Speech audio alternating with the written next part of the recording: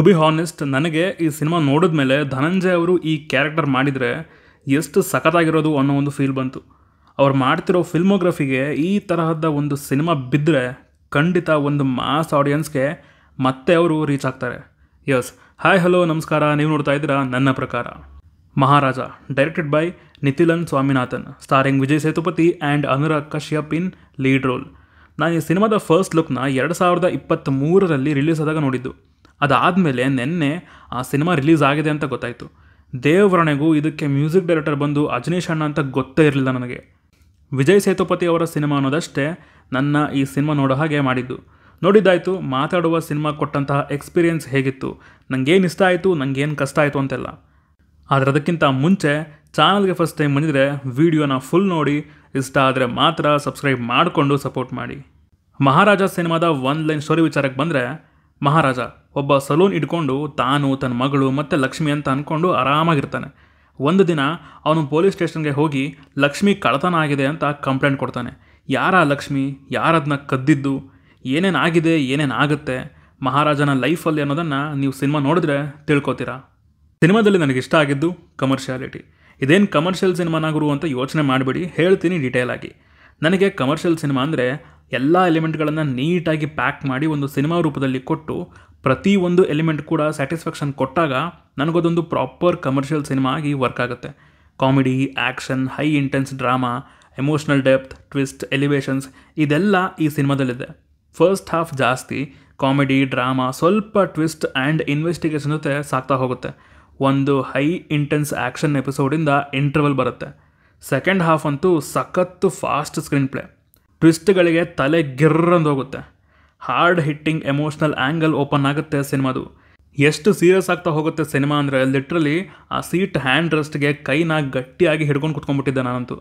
ತುಂಬ ಡಿಸ್ಟರ್ಬಿಂಗ್ ಆಗಿತ್ತು, ಕಾಡ್ತಾ ಇತ್ತು ಆ ಸೀನ್ಸ್ಗಳು. ಸಿನಿಮಾ ಮುಗಿದ ಮೇಲೂ ಸಿನಿಮಾನ ತುಂಬ ಮೀನಿಂಗ್ಫುಲ್ಲಾಗಿ ಎಂಡ್ ಮಾಡಿದರು. ಆ ಕೊನೆ ಫ್ರೇಮ್ ಕೂಡ ಅಷ್ಟೇ. ಒಂದು ಸಾಂಗ್ ಇಲ್ಲ, ಒಂದು ರೊಮ್ಯಾಂಟಿಕ್ ಸೀನ್ ಇಲ್ಲ, ಒಂದು ಬೇಡದೇ ಇರೋ ಕಾಮಿಡಿ ಆರ್ ಫೋರ್ಸ್ಡ್ ಕಾಮಿಡಿ ಇಲ್ಲ, ಒಂದೇ ಒಂದು ಫ್ಯಾನ್ ಸರ್ವಿಸ್ ಇಲ್ಲ.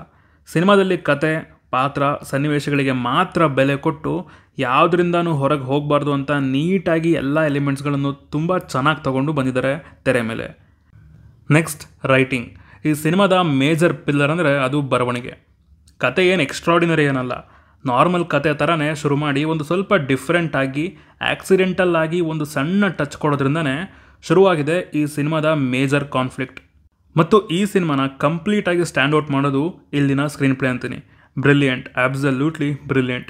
ಏನು ಚೆನ್ನಾಗಿ ಆಟ ಆಡಿದ್ದಾರೆ ಅಂದರೆ ಆಡಿಯನ್ಸ್ ಜೊತೆ ನಾವೇನೋ ಅಂದ್ಕೊಂಡು ನೋಡ್ತಾ ಇರ್ತೀವಿ ಸಿನಿಮಾನ, ಅದು ಇನ್ನೇನೋ ಆಗ್ತಾ ಹೋಗುತ್ತೆ. ಫಸ್ಟ್ ಹಾಫ್ ಅಂತೂ ಕ್ಯಾರೆಕ್ಟರ್ ಇಂಟ್ರೊಡಕ್ಷನಲ್ಲೇ ಆ ಪಾತ್ರದ ಬಗ್ಗೆ ಎಸ್ಟಾಬ್ಲಿಷ್ ಮಾಡ್ತಾನೆ ಕತೆ ಒಳಗೆ ಇನ್ವಾಲ್ವ್ ಮಾಡಿಸ್ತಾರೆ. ಆದರೆ ಅದೇ ಟೈಮ್ಗೆ ಸಬ್ ಪ್ಲಾಟ್ಗಳನ್ನು ಓಪನ್ ಮಾಡ್ತಾರೆ. ಅಲ್ಲೊಂದು ಬ್ರೇಕ್ ಕೊಟ್ಟು ನೆಕ್ಸ್ಟ್ ಬೇರೊಂದು ಕಡೆ ಜಂಪ್ ಆಗ್ತಾರೆ.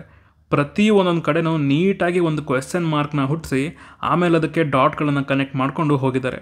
ಎಷ್ಟು ಸ್ಯಾಟಿಸ್ಫೈಯಿಂಗ್ ಆಗಿತ್ತು, ತುಂಬಾ ಅನ್ಪ್ರೆಡಿಕ್ಟಬಲ್ ಆಗಿತ್ತು. ಟೈಮ್ ಲೈನ್ ಜೊತೆ ಆಟ ಆಡಿರೋ ರೀತಿ ಅದು ಮಾತ್ರ ಬ್ರಿಲಿಯಂಟ್. ಒಂದು ಕಡೆನೂ ಗೆಸ್ ಮಾಡೋಕ್ಕಾಗಲ್ಲ. ಅದನ್ನ ಅಷ್ಟು ಇಂಟ್ರೆಸ್ಟಿಂಗಾಗಿ ಎರಡು ಸೀನ್ಸ್ಗಳನ್ನು ಬ್ಯಾಲೆನ್ಸ್ ಮಾಡಿಕೊಂಡು ಆಡಿಯನ್ಸ್ಗೆ ಇವೆರಡನ್ನು ಬಿಟ್ಟು ಬೇರೆ ಪ್ರೆಡಿಕ್ಟ್ ಮಾಡೋಕ್ಕೆ ಚಾನ್ಸ್ ಕೊಡದೆ ಎರಡರಲ್ಲೂ ಇನ್ವೆಸ್ಟ್ ಮಾಡಿಸಿದಾಗ ಸಡನ್ನಾಗಿ ಟ್ವಿಸ್ಟ್ ಬಂದಾಗ ಏನು ಕ್ರೇಜಿ ಗುರು ಅನ್ಸೋದಂತೂ ಪಕ್ಕ. ನರೇಟಿವ್ ಸ್ಟ್ರಕ್ಚರ್ ಕೂಡ ಅಷ್ಟೇ ನಾನ್ ಲೀನಿಯರ್ ಕಡೆ ಹೋಗಿದ್ದಾರೆ. ಫ್ಲ್ಯಾಶ್ ಬ್ಯಾಕ್ ಆಗಿರಲಿ, ಫ್ಲ್ಯಾಶ್ ಫಾರ್ವರ್ಡ್ ಆಗಿರಲಿ, ನಿಮಗೆ ಗೊತ್ತಿಲ್ಲದೇ ಹೇಳ್ಕೊಂಡು ಹೋಗ್ತಾರೆ ಆ್ಯಂಡ್ ಅದನ್ನ ಕನೆಕ್ಟ್ ಮಾಡೋ ಡಾಟ್ ಸಖತ್ತಾಗಿವೆ. ಮತ್ತು ಇಲ್ಲಿ ಮೇಜರಾಗಿ ವರ್ಕ್ ಆಗೋದೇ ಎಮೋಷನ್ಸ್ ಅಂತೀನಿ. ತುಂಬ ಫಿಲ್ಮ್ ಮೇಕರ್ಸ್ಗಳು ಈಗಲೂ ಕೂಡ ಯಾವುದೋ ಒಂದು ಎಮೋಷನ್ ತೋರಿಸ್ಬೇಕಂದ್ರೂ ಕೂಡ ಒಂದು ಸಾಂಗ್ ಹಾಕಿ ಜೈ ಅಂತಾರೆ. ಫಾರ್ ಎಕ್ಸಾಂಪಲ್, ಈಗ ಒಂದು ಫ್ಯಾಮಿಲಿ ಎಮೋಷನ್ ಬೇಕು ಅಂತಂದರೆ ಮದುವೆ ಆಗೋದ್ರಿಂದ ಹಿಡಿದು ಮಕ್ಕಳಾಗೋದನ್ನ ಸಾಂಗಲ್ಲೇ ಮುಗಿಸಿ ಆಮೇಲೆ ಹೆಂಡ್ತಿ ಸಾಯಿಸೋದ್ಮೇಲೆ ಗಂಡ ಪಡ್ತಿರೋ ಫೀಲ್ನ ಆಡಿಯನ್ಸ್ ಫೀಲ್ ಮಾಡಬೇಕಂದ್ರೆ ಹೆಂಗೆ ಹೇಳಿ? ತುಂಬ ಜನ ಕನೆಕ್ಟ್ ಆಗಲ್ಲ ಇವಾಗ. ಅಂಥದ್ರಲ್ಲಿ ಈ ಸಿನಿಮಾದಲ್ಲಿ ಒಂದು ವಸ್ತು ಮೇಲೆ ಎಮೋಷನ್ಸ್ ಇರುತ್ತೆ, ಆ ಕ್ಯಾರೆಕ್ಟರ್ಗೆ. ಅದಕ್ಕೊಂದು ಸ್ಟ್ರಾಂಗ್ ಸೀನ್ನ ಬರ್ಕೊಂಡು ಅದರ ಹಿಂದೆ ಮುಂದೆ ಅದೇ ಸೀನ್ಗೆ ಪ್ರಿಪೇರ್ ಮಾಡ್ತಿದ್ರು ಆಡಿಯನ್ಸ್ನ. ಈ ಕಡೆ ಆಡಿಯನ್ಸ್ಗೂ ಅದು ಅರ್ಥ ಆಗ್ತಾ ಹೋಗುತ್ತೆ ಆ ಪಾತ್ರ ಯಾಕಷ್ಟು ಹಚ್ಕೊಂಡಿದೆ ಅಂತ. ಅದನ್ನ ಕನ್ವಿನ್ಸಿಂಗ್ ಆಗಿದ್ದರಿಂದ ನಾವುಗಳು ಕೂಡ ಇನ್ವೆಸ್ಟ್ ಆಗ್ತೀವಿ ಆ ಕ್ಯಾರೆಕ್ಟರ್ ಜೊತೆ. ಇದೊಂದು ರೆಗ್ಯುಲರ್ ಸ್ಟೋರಿನೇ, ಆದರೆ ಇದರ ಎಕ್ಸಿಕ್ಯೂಷನ್ ಇದನ್ನ ಗೆಲ್ಸಿದೆ ಅಂತ ಹೇಳ್ತೀನಿ. Next, performances. ವಿಜಯ್ ಸೇತುಪತಿ ಅವರ 50ನೇ ಸಿನಿಮಾ ಇದು. ಅವರ ಫಿಲ್ಮೋಗ್ರಫಿನ ನಾನು ಫಾಲೋ ಮಾಡಿಕೊಂಡೇ ಬಂದಿದ್ದೀನಿ. ಒಂದು ಮೈಲ್ ಸ್ಟೋನ್ ಸಿನಿಮಾ ಅಂದಮೇಲೆ ಇದರಲ್ಲಿ ಯಾವ ಥರ ಇರಬೇಡ ಅಂತ ಎಕ್ಸ್ಪೆಕ್ಟ್ ಮಾಡಿದ್ದೆ. ನಿಜವಾಗ್ಲೂ ಅವರ ಹಿಂದಿನ ಸಿನಿಮಾದ ಯಾವುದೇ ಶೇಡ್ಗಳು ಇಲ್ಲಿ ಕಾಣಿಸೋದಿಲ್ಲ. ಇದರಲ್ಲಿ ಆ ಮಹಾರಾಜ ಕ್ಯಾರೆಕ್ಟರ್ ಒಳಗೆ ಜೀವಿಸಿದ್ದಾರೆ ಅಂತ ಹೇಳ್ತೀನಿ. ಈ ಕೆಲವು ಫಿಲ್ಮ್ ಮೇಕರ್ಸು ರೀಸೆಂಟಾಗಿ ಅವ್ರನ್ನ ಒಂದಿಷ್ಟು ಫಿಲ್ಮ್ಸಲ್ಲಿ ಕಾಮಿಡಿಗೆ ಯೂಸ್ ಮಾಡಿಕೊಂಡು ವೇಸ್ಟ್ ಮಾಡಿದರು. ಬಟ್ ಇಲ್ಲಿ ಅವ್ರು ಮಾಡಿರೋ ಕ್ಯಾರೆಕ್ಟರ್ ಅವರ ಫಿಲ್ಮೋಗ್ರಫಿಲಿ ಸ್ಟ್ಯಾಂಡ್ ಔಟ್ ಆಗುತ್ತೆ. ಇನ್ನು ಅನುರಾಗ್ ಕಶ್ಯಪ್ ಅವರು ಸಿನಿಮಾಗೆ ಇನ್ನೊಂದು ರೀತಿ ಪುಷ್ ಕೊಟ್ಟಿದ್ದಾರೆ ಅನ್ಬೋದು. ಒಂದು ಬೀಸ್ಟ್ ಥರ ಕಾಣಿಸ್ತಾರೆ ಆ ಮನುಷ್ಯ ಸ್ಕ್ರೀನ್ ಮೇಲೆ.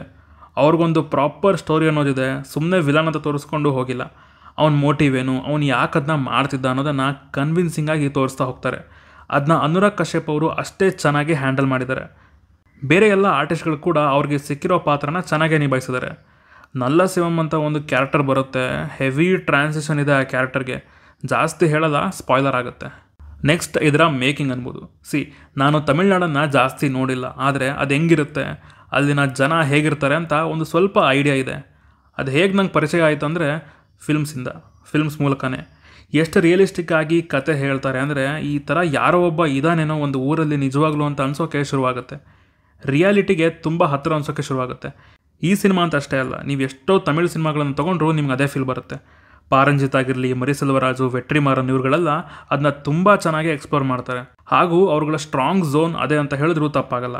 ಆ್ಯಂಡ್ ನಮ್ಮಲ್ಲೂ ಅಷ್ಟೇ ರಾಜ್ ಬಿ ಶೆಟ್ಟಿ ಅವರು, ರಿಷಬ್ ಶೆಟ್ಟಿ ಅವರು, ರಕ್ಷಿತ್ ಶೆಟ್ಟಿ ಅವರು, ಇನ್ನೂ ರೀಸೆಂಟಾಗಿ ಹೇಳಬೇಕಂದ್ರೆ ಮೂರನೇ ಕೃಷ್ಣಪ್ಪ ಡೈರೆಕ್ಟರ್ ನವೀನ್ ಅವರು.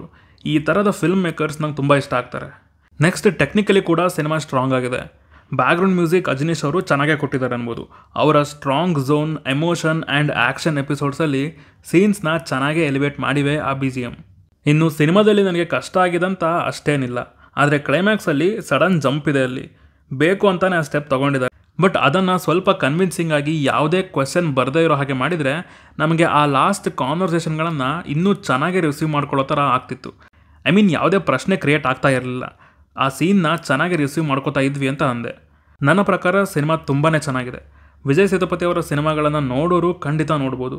ಆ್ಯಂಡ್ ಕುರುಂಗು ಬೊಮ್ಮ ಆ ಸಿನಿಮಾ ನೀವು ನೋಡಿದರೆ ಅದೇ ಡೈರೆಕ್ಟರ್ ಈ ಸಿನಿಮಾ ಮಾಡಿರೋದು. ಇದು ಕೂಡ ಅಷ್ಟೇ ಚೆನ್ನಾಗಿದೆ ಅಂತ ಹೇಳ್ತೀನಿ. ಈ ಸಿನಿಮಾ 100% ಫ್ಯಾಮಿಲಿ ಜೊತೆ ನೋಡ್ಬೋದಾ ಅಂದರೆ ನೋಡ್ಬೋದು. ಬಟ್ ಪ್ರಿಪೇರ್ ಆಗಿ ಹೋಗಿ. ಹೆಣ್ಮಕ್ಳಿದ್ರೆ ಪಕ್ಕಾ ಕಣ್ಣೀರು ಹಾಕ್ತಾರೆ. ಸ್ವಲ್ಪ ಹಾಂಟ್ ಮಾಡುತ್ತೆ ಈ ಸಿನಿಮಾ. ಇನ್ನು ಥಿಯೇಟ್ರಿಕಲ್ ಎಕ್ಸ್ಪೀರಿಯನ್ಸ್ ಸಖತ್ತಾಗಿತ್ತು. ಸೊ ಇದಿಷ್ಟು ಸಿನಿಮಾ ನೋಡಿ ನನಗೆ ಹೇಳಬೇಕು ಅನಿಸಿದ ವಿಚಾರಗಳು. ನೀವೇನಾದರೂ ಸಿನಿಮಾ ನೋಡಿದರೆ ನಿಮಗೇನು ಅನ್ನಿಸ್ತು ಅಂತ ಕೆಳಗಡೆ ಕಮೆಂಟ್ಸಲ್ಲಿ ತಿಳಿಸಿ. ಹಾಗೂ ನೀವು ನಮ್ಮನ್ನು ಇನ್ಸ್ಟಾಗ್ರಾಮ್ ಮತ್ತು ಟ್ವಿಟರಲ್ಲಿ ಕೂಡ ಫಾಲೋ ಮಾಡ್ಬೋದು ಸಿನಿಮಾದ ಅಪ್ಡೇಟ್ಸ್ಗಾಗಿ. ಸೊ ಸಿಗೋಣ ಮುಂದಿನ ವಿಡಿಯೋದಲ್ಲಿ. ಬಾಯ್.